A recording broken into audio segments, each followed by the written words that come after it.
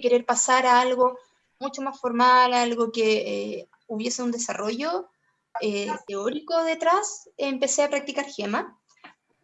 En este momento, principalmente, mis intereses dicen relación con el poder generar una práctica de los sistemas italianos de combate, y me gusta mucho también el tema de cómo podemos promover la diversidad en la participación en las artes marciales. Al menos aquí en Chile, el tema de la participación en la diversidad es, somos un grupo pequeñito, en general está súper abocado a ciertos grupos, y con la participación a nivel como de la comunidad de GEMA internacional, sobre todo con el grupo de Esfinges, se han podido generar algunas instancias que han llevado a que se incluyan, por ejemplo, más mujeres, y que se incluyan también otras personas de grupos diversos en la práctica, y entregar una mucha mayor riqueza y participación en ello.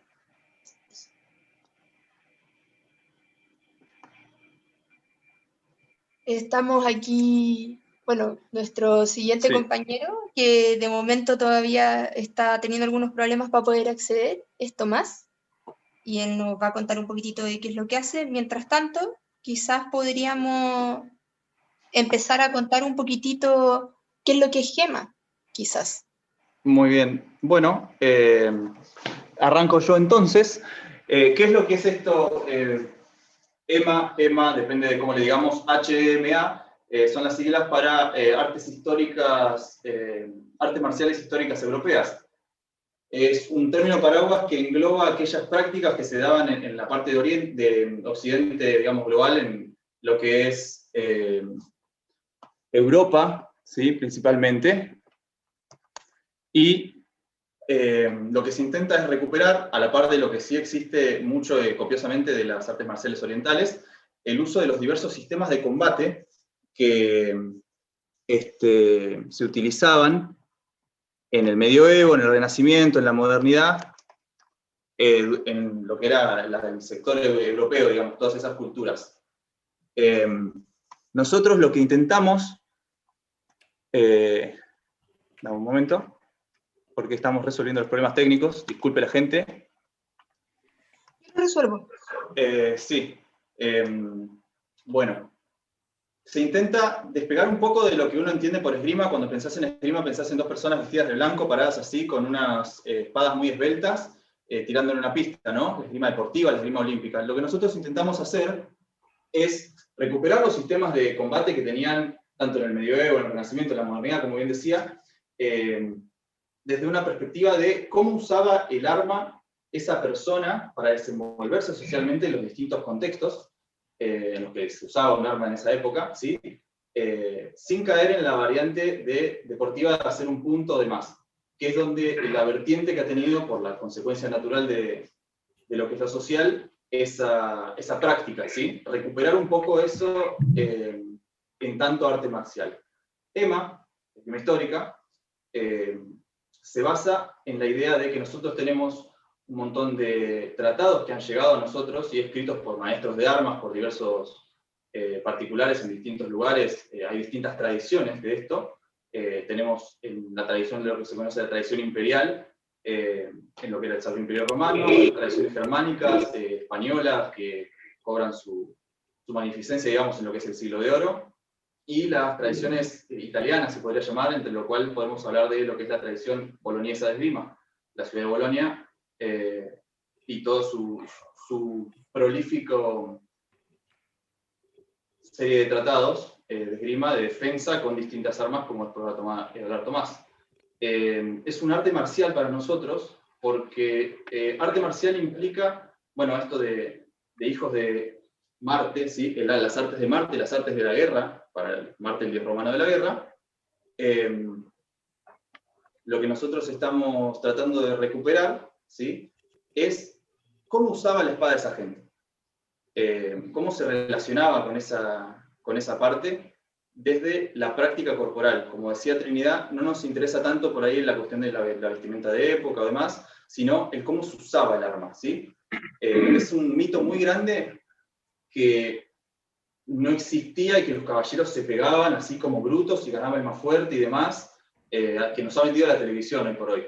Pero la realidad es que son sistemas de combate y formas de relacionarse con las armas y con toda esa cultura de lo marcial, del enfrentamiento, que no tienen, digamos, nada que envidiarle o que se desarrollaron de una manera igual de sumum de lo que fue en Oriente, las distintas tradiciones de artes marciales que por ahí sí conocen, Japón, China, Corea, etc. ¿Sí? Lo que pasa es que se han diluido por los cambios militares, ¿sí? Y cambios sociales que hubo en Occidente, se termina de diluir la cuestión.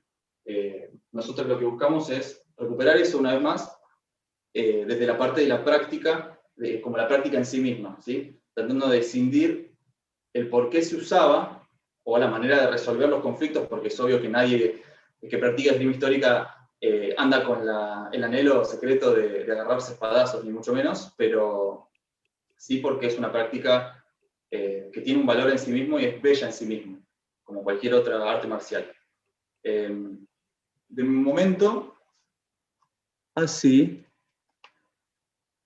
Perfecto. Bien, le voy a dar el paso a Tomás para que nos hable un poco del contenido de qué era Bolonia en esa época y de dónde surgen estas artes marciales. Hola, Tom. Hola. Sí, aquí estoy. Perfecto. Bueno, me presento, yo soy Tomás Suazo. Yo practico esgrima histórica en diferentes variantes desde el 2008. En 2013 tuve la oportunidad de viajar por toda Europa estudiando casi todos los sistemas que existen, en cuanta escuela pude, haciendo todo un viaje de entrenamiento durante 2 años. Y luego de todo ese viaje me decidí por la escuela que nosotros vemos, que es la escuela boloñesa. Para entender un poco el contexto histórico y por qué es importante para nuestra práctica, los quiero invitar a que nos imaginemos que estamos en la Italia del siglo XVI, un lugar que está saliendo de la Edad Media, sin embargo que todavía mantiene muchas tradiciones de esa época, un lugar donde existe, cada ciudad es un pequeño reino, que tiene sus enemistades, sus alianzas, mucha guerra, muchos conflictos, y en una época muy incierta. Nos imaginamos, como para contextualizarlo un poco, como una especie de Game of Thrones, pero real, que es de donde realmente se inspiran estas historias de fantasía. En esta ciudad-estado, que los jóvenes supieran esgrima, que los jóvenes supieran pelear, era de vital importancia, porque en esta época que predomina la guerra, predomina los duelos y predomina el honor, el saber defenderse, tanto en la situación de calle como en la situación de batalla, como para defender su honor en un duelo, es absolutamente necesario. Y vamos a explicar un poco cómo se desarrolla nuestro arte en cada uno de estos contextos y cómo responde el maestro de esgrima a cada una de estas cosas. Entonces, por supuesto, la batalla es como lo más llamativo. Los maestros le enseñan a sus alumnos cómo desenvolverse en batalla, cómo protegerse contra ciertas armas, contra ciertas tácticas. Se ve en lo que enseñan los maestros el enfoque a eso, cómo luchar contra alguien que está a caballo, cómo luchar contra alguien que viene contra una lanza hacia ti, y diferentes combinaciones. Sin embargo, no entro mucho en detalle porque en la batalla lo que predomina en sí es la formación del soldado, es tu compañero, no es tanto tu propia habilidad personal, sino que cómo se desarrolla, cómo te comandan y otras cosas que no vamos a entrar en este momento. Sin embargo, la defensa personal, yo voy a la calle, llevo mi espada, llevo mi capa, llevo mi daga. En esta ciudad-estado, de repente yo podía chocar contra alguien y lo tomaba como ofensa, podía yo estar en un bar, decir una estupidez sobre la ciudad vecina y justo había un montón de gente de esa ciudad y necesito defenderme. Los maestros también nos enseñan cómo defendernos en la calle, cómo defendernos contra varios atacantes y cómo defendernos con diferentes armas. Posteriormente, en otros tratados de otros lugares hay incluso lucha con una linterna, hay lucha con un pitcher de cerveza, cómo defenderse en esos contextos. Entonces los maestros le dan una gran variedad a los diferentes contextos que se puede hacer. Y por último, el principal, que es el contexto de duelo. En esta época existe la figura del duelo judicial, el duelo de honor, en donde yo, como un ciudadano, puedo retar a otro ciudadano a un duelo, ya sea a muerte o a primera sangre, es decir, el primero que hiere al otro gana, o hasta que el otro se rinda. Por alguna ofensa, por alguna palabra que él dijo, porque se llevó a mi novia, porque una infinidad de razones, por las que me robó un ganado. Cualquier razón en sí puede escalar hasta llegar hasta el duelo judicial. Y en este duelo judicial, los peleadores ponen una fecha específica eligen un arma que sea igual y los peleadores tienen meses para entrenar. Y tenemos relatos sobre cómo entrenaban con maestros de esgrima que les enseñaban cómo pelear, que les enseñaban cómo defenderse. Y esta es la gran parte del desarrollo de los tratados.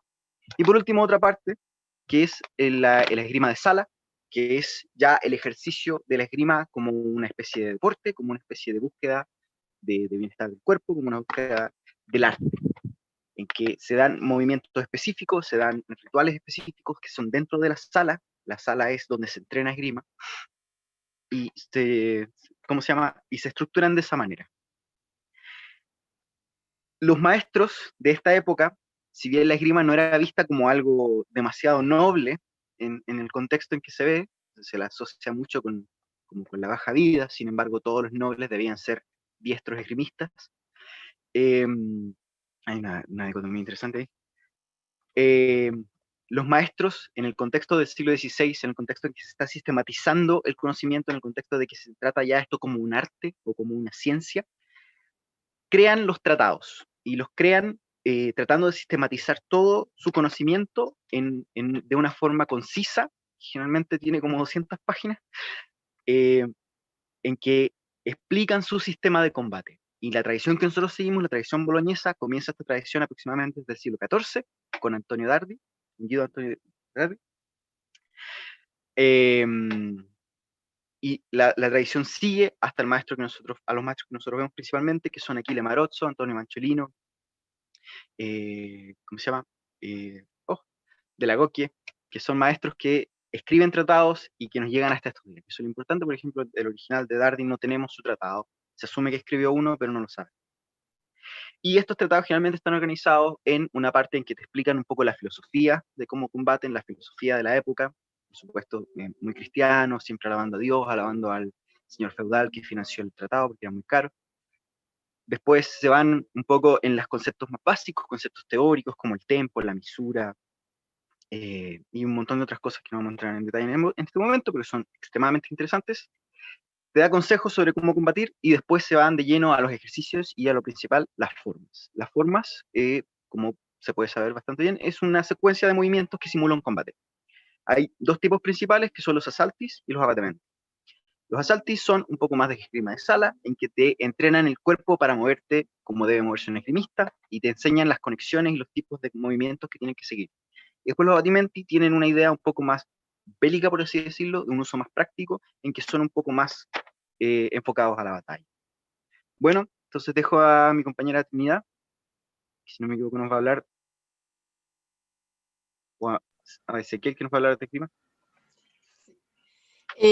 Sí, bueno, entonces nosotros como el Arte del Army somos un grupo que surgió en este momento bien motivados por el tema, bueno, teníamos una motivación inicial común que tiene que ver con el desarrollo de la esgrima boloñesa, que nos llama muchísimo la atención porque el sistema es tremendamente completo, tenemos muchas fuentes de diversos maestros, tenemos un arsenal de armas también muy diverso, y es un sistema que es tremendamente interesante de estudiar, y esa es nuestra motivación a nivel de cómo, de el por qué nosotros decidimos enfocarnos particularmente en esta tradición y en poder apoyar en su divulgación.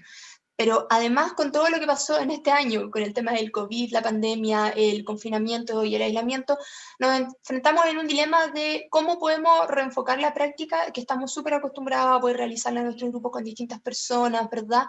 A cómo podemos reenfocarla de manera individual. Y efectivamente los maestros nos enseñan, en la esgrima boloñesa tenemos un montón de herramientas con las que podemos trabajar.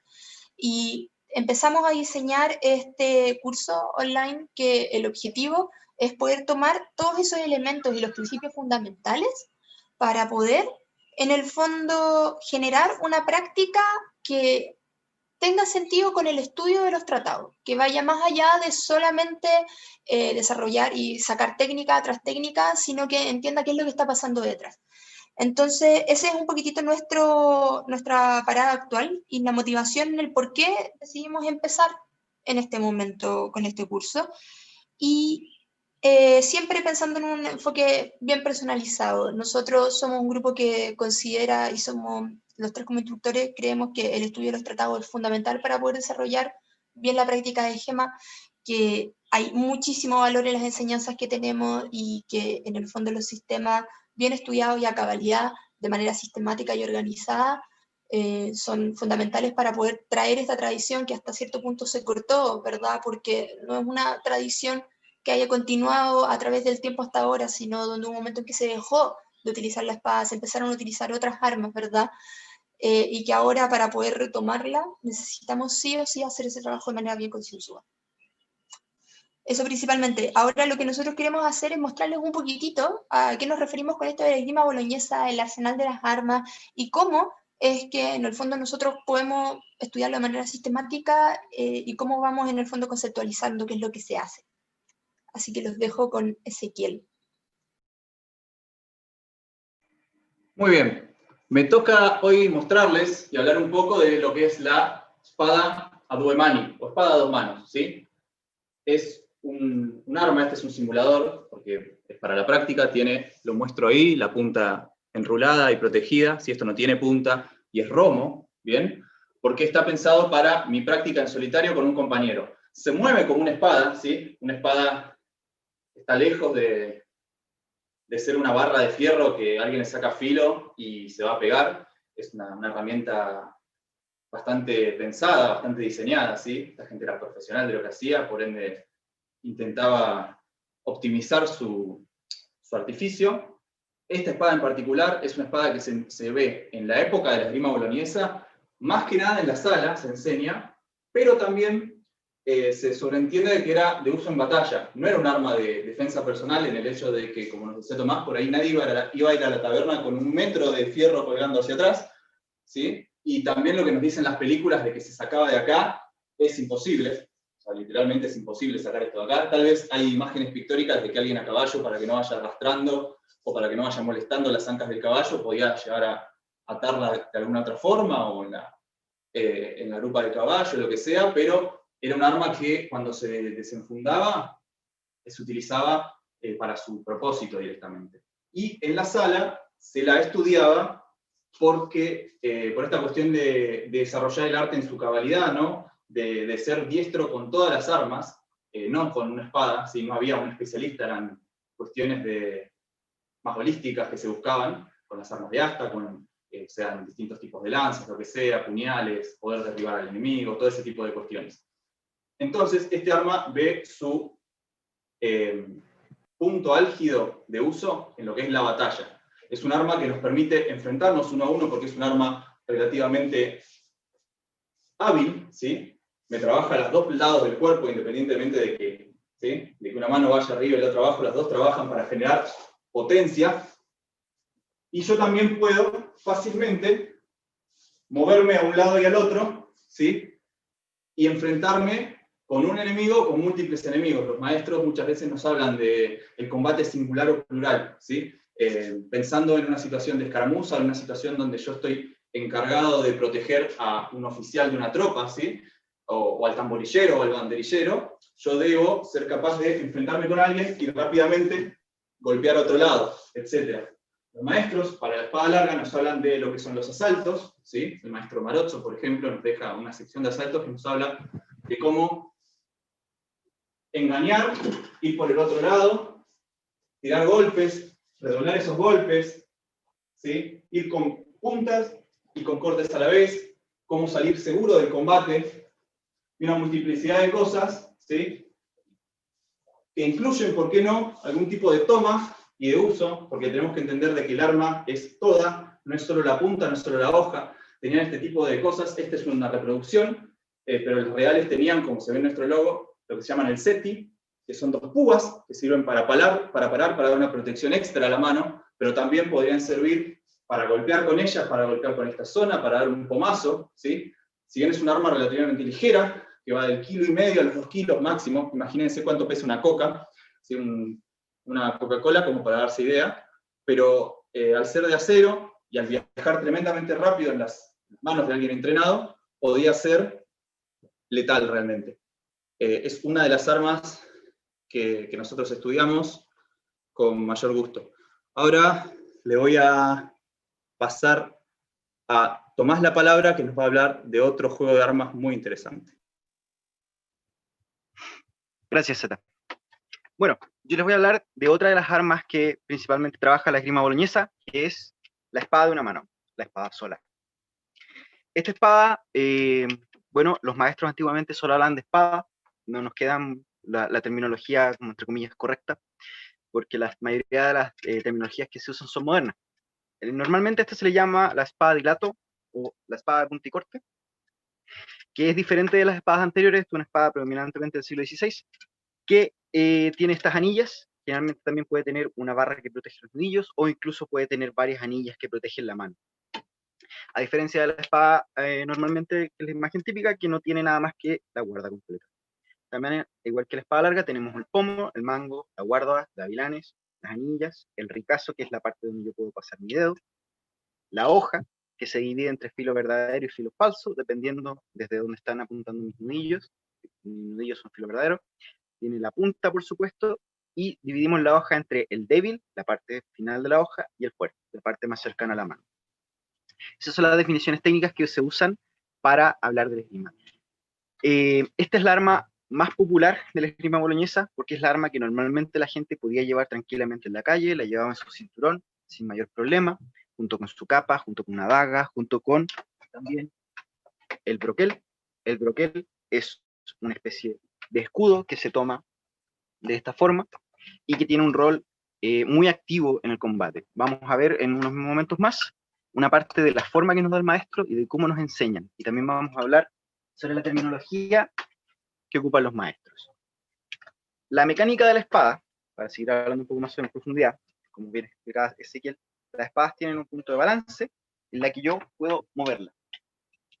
Si yo tomo la espada y golpeo como si fuera un bate, es decir, como si fuera una pieza de metal, no estoy utilizando la espada correctamente. La espada tiene una técnica y hay un arte para usar.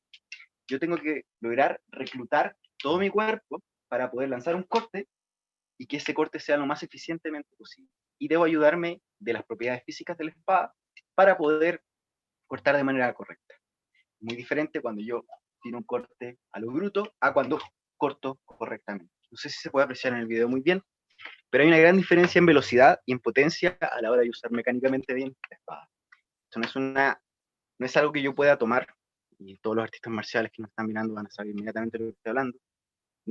Cualquiera puede tomar una espada y dar un golpe, no cualquiera puede ser un esgrimista, en el sentido de que uno tiene que aprender a utilizar la espada, y eso es lo que nos centramos nosotros más que nada, porque como hablamos en el contexto, cuando los maestros escribieron sus tratados, los escribían para gente que ya sabía combatir. Entonces, omiten toda la parte básica, omiten toda la parte básica. Ahora les voy a mostrar una parte del abatimiento de espada de broquel grande, en la que voy a hablar con la terminología que ocupan los maestros. ¿Ok? Y vamos a ir explicando un poco qué es lo que está ocurriendo. Para comenzar, me voy a posicionar en guardia. La guardia es una posición en la que yo puedo ofender y defender tranquilamente desde cualquier ángulo. Hay guardias que son más efectivas para ciertas cosas y otras que son menos. Estoy en puerta de ferro, o sea, en toda longa es alta. Desde aquí, el maestro me dice que me van a atacar a la pierna. Viene un corte por mi izquierda hacia la pierna. No, por mi derecha hacia la pierna. El maestro me dice, recoge la pierna hasta la derecha para evitar el golpe. Deja que pase. Y desde aquí tienes dos opciones. Puedo avanzar con la pierna derecha y lanzar un reverso a su pierna. O tirar una estocada a su pecho, también avanzando con mi pierna derecha. Ambas opciones nos da el maestro. Y nos dice, si das la opción del reverso, el reverso es este tipo de corte, dices, recoges la pierna, lanzas el reverso, después, o sea, lanzas el reverso con avance. Disculpe. Vamos a partir nuevamente. Esquivo. Lanzo el reverso. Desde aquí tiro un falso con un tramazón. Y desde acá mantengo guardia y espero. Y dice, mi maestro dice que esta es una posición muy buena para esperar, que se llama porta de ferro larga. La otra opción, en la que estoy en guardia, esquivo el corte que viene y lanzo una estocada al pecho de mi oponente.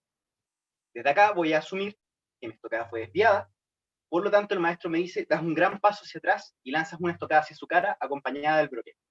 Por lo tanto yo recojo, tiro hacia atrás y toco a la cara de mi oponente. Desde aquí el maestro me dice, vuelve a coda longa y distesa, que es la guardia. Había unas chicas manejando el espíritu. Así el maestro nos va enseñando los diferentes movimientos, las diferentes tácticas, las diferentes cosas que tiene. Esta es la tercera parte del abatimiento. El abatimiento tiene aproximadamente 10 partes y hay cerca de 30 abatimentos y asaltos en el Tratado de Aquiles solamente. Por lo tanto, hay un bagaje técnico muy grande y hay una gran cantidad de variedad de cosas. Les dejo ahora con Trinidad, que nos va a explicar la evolución de esta arma, que es la espada ropera. Bueno, y como nos comentó Tomás, nosotros tenemos también la evolución de la espada que va modificándose según las distintas necesidades, cómo va avanzando la tecnología y los usos que se le van dando a la espada. Y la espada comienza a alargarse, ¿verdad?, para priorizar el tema de los estoques y a disminuir la cantidad de masa en la hoja, y al final con lo que terminamos es con una espada ropera o un rapier. El rapier y la espada ropera tuvieron su auge alrededor del siglo XVI y del siglo XVII, ¿ya?, y donde, como habíamos dicho, el sistema se vuelve mucho más que orientado en el corte, se vuelve mucho más orientado en las distintas estocadas. ¿Qué es lo que tenemos con la espada? Tenemos una espada que está diseñada para el estoque, que es más delgada, donde la mano queda cubierta por el entramado y por los lazos, en el caso del rapier italiano, y que conforme va evolucionando en el tiempo, ¿verdad?, porque tenemos la misma tomada que teníamos antes con el dedo índice por sobre la cruz y por sobre cruzando los gavilanes, ¿verdad?, para poder darle mucho mayor control y precisión a la punta, para poder hacer movimientos sutiles como estas excavaciones al esquivar la hoja de la otra persona y poder ganar la línea y realizar una estocada. Finalmente se le termina colocando mayor protección a la mano. ¿Y cómo lo hacen? Empiezan a agregarle distintas capas de metal, acá inicialmente con estas dos capitas que se llaman conchas, hasta que eventualmente la espada continúa evolucionando a una gran protección de la mano donde se coloca una especie de taza y tenemos las roperas de taza. Esta es una ropera que en el fondo es una adaptación moderna a un rapier italiano, pero si ustedes buscan en internet un rapier de taza, un rapier de cazoleta, van a poder ver a lo que me refiero, donde al final la mano queda completamente cubierta en un escudo. Esta es una arma que es de una mano, ¿verdad? Y el sistema comienza a adaptarse muchísimo más a disminuir el blanco, entonces empezamos a ocupar el cuerpo de manera más perfilada y empezamos a ocupar ciertas posiciones y al momento de hacer los ataques, donde la estructura completa de la espada va a ayudar a defender, ¿verdad? Nosotros tenemos que recordar que cuando se empieza a ocupar estos tratados y empieza el auge del rapier, empieza también el auge en todo lo que tiene que ver el renacimiento de las ciencias, de la geometría, ¿verdad?, del análisis del cuerpo humano, del análisis de la fuerza, y empieza a mezclarse muchísimo. Entonces tenemos sistemas que son muy específicos en cuanto a, por ejemplo, cuando realizamos un lunge, ¿verdad?, en la línea que necesitamos mantener en el cuerpo y en cómo vamos a utilizar la espada, no solamente para atacar, sino que para al mismo tiempo poder defenderme de mi enemigo y poder quizás ejecutar en un solo movimiento y en un momento específico un ataque que me va a permitir defenderme y que me va a permitir ofender a mi enemigo al mismo tiempo. Entonces, nosotros, ¿qué es lo que tenemos con el tema del rapier? El rapier, así como lo mencioné, empieza a ser muy, muy conocido, empieza su auge, empieza a ser muy utilizado, tenía claramente un uso militar, pero también tiene este uso civil, y es un arma que da estatus, entonces la gente comienza a llevarlo, ¿ya? Y se utiliza muchísimo en contextos de, bueno, de duelos, en contextos también de defensa personal en las ciudades, y se utiliza mucho en conjunto con otras armas, porque tengo otra mano libre. Por ejemplo, con un broquel, como lo habíamos visto antes, con espada y broquel, con algunas guardias específicas, ¿verdad? Pero también se empieza a ocupar con dagas, y en el caso de las ciudades donde las dagas empiezan a prohibirse, porque tenemos mucha violencia, o por el tema de los duelos, que a veces sí estaban prohibidos, se empieza a utilizar la capa, que la capa era parte de la vestimenta de la época, y se puede empezar a utilizar como una arma tanto de defensa como de ofensa. Entonces los movimientos comienzan a ser mucho más en compás. Empiezo, por ejemplo, viene un ataque y trato de generar alguna apertura, voy a ir a cerrar la línea, ocupo mi capa para controlar y en el fondo puedo ofender de manera segura, ¿verdad? Con el rapier el sistema empieza a transformarse, bueno, ya era una estrategia y ya tenemos mucho uso de tempos y de mesuras que están a la base del esgrima. No es solamente ir y ejecutar un corte al azar, no, estamos buscando aperturas específicas, momentos específicos en los cuales los podemos hacer, pero con el rapier, siendo que lo que estamos buscando es terminar la confrontación de manera rápida, inmediata, en el mismo momento, o simplemente que no se produzca la confrontación porque mantengo a mi enemigo a raya, se vuelve muchísimo más importante ese dominio de las líneas, ese dominio de los tempos, porque estamos buscando atacar en el momento que me atacan, ¿verdad? O saliendo con el cuerpo, o estoy buscando generar una finta para que cuando mi oponente ya venga comprometido, yo pueda ejecutar el ataque correspondiente. Entonces, es un poquitito con las cosas interesantes de la espada ropera. Y ahora lo que queremos hacer, al momento ya terminar, porque sabemos que nos estamos quedando cortos de tiempo, es contarles un poquitito más de qué es lo que nosotros estamos haciendo y de que si les interesa, les llama la atención el tema de esgrima, podrían contactarnos. No sé si alguno de mis compañeros quiere tomar la palabra aquí. Sí, permiso. Hola, ¿cómo estás? Gracias, Trini, por tus palabras. Aprovecho una pregunta que está entrando en el chat de César Fernández, que dice, ¿cuáles eran los principales ángulos de corte de las espadas? En el video de Tomás, sobre el fondo, tenemos una gigantografía, que es ese dibujo que está sobre la pared, que el maestro Marozzo de todos ellos nos deja en su tratado un seño, el cual marca los distintos nombres. Hay cortes tanto verticales, por arriba y por abajo, en diagonales, y horizontales a distintas alturas, además de algunos cortes especiales, vamos a decir, o técnicas que son un tanto más complejas. Nosotros hemos hecho una serie de videos en YouTube, nos pueden buscar, como estamos en el encuentro de artes marciales en la página El Arte de Learmi, si googlean eso o lo ponen en YouTube, hay una serie de videos en donde vamos explicando diversas cosas, algunas de ellas les hemos contado acá, y hacemos énfasis en otras, mostramos un poco cómo trabajamos y cómo interpretamos. Y bueno, esa es la idea. Por ahí invitarles a que se acerquen mediante nuestras redes sociales. Esperamos que hayan disfrutado esta presentación breve. Esto es una pincelada nada más. La esgrima histórica es un mundo, y la esgrima boloñesa un mundo dentro de otro mundo. Que les hayamos por ahí contagiado un poquito de lo que nos apasiona a nosotros, y les esperamos para que por ahí todas las preguntas que hay, o que después se les surjan, o la gente que está en YouTube o Facebook, que por ahí no podemos ver sus preguntas, nos escriban por ahí, evacúen esas dudas, ojalá se sumen a lo que es este proyecto, que no es otra cosa que querer compartir algo que nos apasiona a nosotros, el volver estas artes a la vida, y poder hacerlo aunque estemos solos. Nosotros estamos ahora cada quien en su casa, y bueno, las clases que damos también están pensadas, están diseñadas de alguna manera para poder empezar sin una formación previa, viendo todo lo necesario para una práctica segura. No es agarrar, como bien decía Tomás, agarrar una espada, un fierro, un palo que uno tenga en casa y mandarse. Hay una preparación. La idea es que esto no sea exclusivo a ningún sector ni etario, ni ningún tipo de cuerpo, ni nada. Es uno de nuestros objetivos fundamentales, compartirle a cada persona que quiera esta actividad. Hay muchísimo para hacer dentro de la esgrima histórica. Es una actividad relativamente joven, tiene 30, 35 años a nivel mundial, desde que se empezó a popularizar, a masivizar, y acá en Sudamérica aún más, digamos, por todo lo que ya tenemos todos conciencia de cómo son nuestras sociedades y demás. Les invito entonces, les invitamos, me parece, a que se evacúen todas esas dudas y ojalá se sumen. Yo corto aquí, no sé si alguno de mis coinstructores quiere decir algo. Nos quedan 3 minutos, o si alguien quiere preguntar algo, vemos. Chicos, chicas.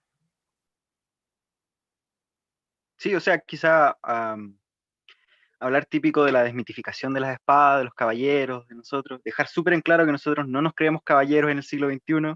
No, por favor. Entendemos que somos personas que estamos entrenando un arte marcial que estamos reviviendo.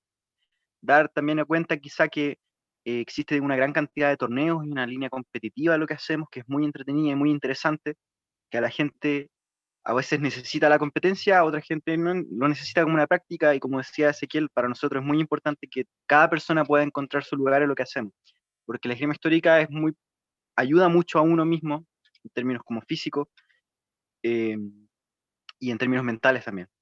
Además que no hay nada mejor que pelear con espadas. El hecho de poder pelear con espadas es genial, sobre todo de manera segura, de poder salir de ese combate más sanos de lo que uno entró. Y quizás lo último de agregar es que, así como lo estaba mencionando Tomás, donde la esgrima histórica tiene este espacio en el cual uno puede entrar en la parte competitiva, si le llama más la atención, ¿verdad? También tiene toda esta beta que tiene que ver con el estudio. Hasta el día de hoy tenemos algunos manuales que se están encontrando, ¿verdad? No es como que uno ande encontrando manuales debajo de las piedras, pero en el fondo se han encontrado manuales recientemente que se había pensado de maestros que uno pensaba que estaban perdidos, donde se sabía que había escrito o se ha encontrado información nueva. Entonces siempre también está esta beta que tiene que ver con la investigación, ¿verdad? Y con la revisión, que es fundamental porque a la larga es lo que nos soporta el arte de lo que nosotros estamos haciendo. Si no, solamente estaríamos jugando con espadas. Y bueno, la idea es jugar y pasarlo bien, pero también con un sustento importante teórico, con un estudio detrás, porque al final esto era un sistema, era un arte completo. Así que los dejamos invitados a que puedan participar, a que si tienen, nos puedan seguir en nuestras distintas redes sociales, en nuestros canales. Vamos a ponernos más con el Instagram, y si les interesa, bueno, estamos generando precisamente este curso que se puede tomar online, que se puede tomar a distancia, que se puede tomar de manera individual, en el cual se puede empezar con los principios de la práctica para que eventualmente, cuando ya podamos hacerlo de manera segura, nos podamos volver a juntar. Así que eso. Muchas gracias a todos, y muchas gracias a todos por estar, por la paciencia y por escucharnos aquí hoy día. Y sigan acá en el encuentro, que está muy interesante, con todas las otras ponencias que vienen después.